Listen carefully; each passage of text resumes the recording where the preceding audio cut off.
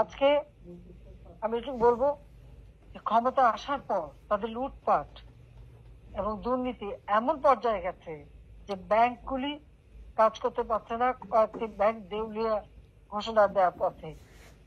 হাজার হাজার কোটি টাকা ছাপাচ্ছে, এটা ঠিক, টাকা ছাপিয়ে ছাপিয়ে টাকা দিচ্ছে, কিন্তু তাতে মানুষের কোনো উপকার হচ্ছে না। চাল, ডাল, তেল, নুন, এমনকি মরিচ, পেঁয়াজ, ডিম, মুরগি, মাংস সবকিছুর দাম বেড়ে গেছে।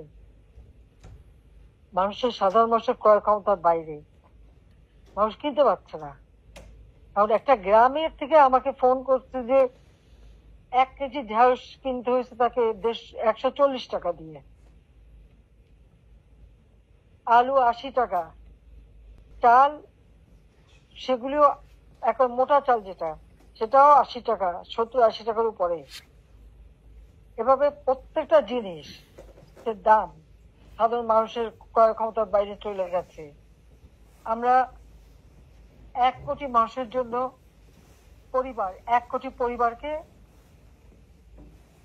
পারিবারিক কার্ড দিয়েছিলাম টিসিবি কর্তৃক, 30 টাকায় চাল এবং অল্প দামে ডাল, তেল, চিনি এগুলি যাতে কিনতে পারে সেই ব্যবস্থা করে দিই। আমরা দেখলাম সেখান থেকে 43 লক্ষ মানুষের নাম বাদ দিয়ে দিয়েছে। কেন? আর সেই মানুষগুলি কার্ড দিয়ে কান্নাকাটি করছে। তারা কি মানুষ না? তাদের কি কিনে খেতে হবে না? দিয়ে আসছি তো আমি, টাকা পয়সা রেখে আসছি, 20 লক্ষ মেট্রিক টন চাল রেখে আসছি। তাহলে এই মানুষগুলোকে কেন বঞ্চিত করলো? আমার মনে হয় কি জানেন, আসল কথা ওই টাকা পয়সাগুলি, কারণ ওই যে পণ্যগুলি কিনতে হবে এবং মানুষকে স্বল্প মূল্যে দিতে হবে, ওই টাকাগুলিও তারা আত্মসাৎ করে নিচ্ছে।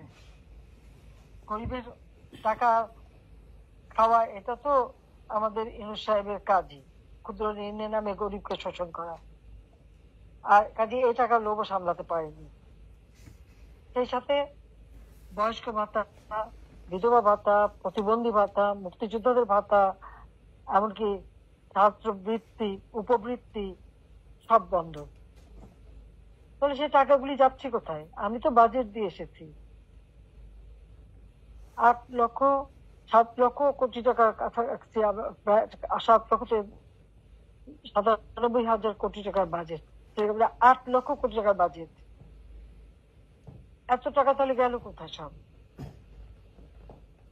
এই জবাব দিতে তাকে মানুষের কাছে করতে হবে।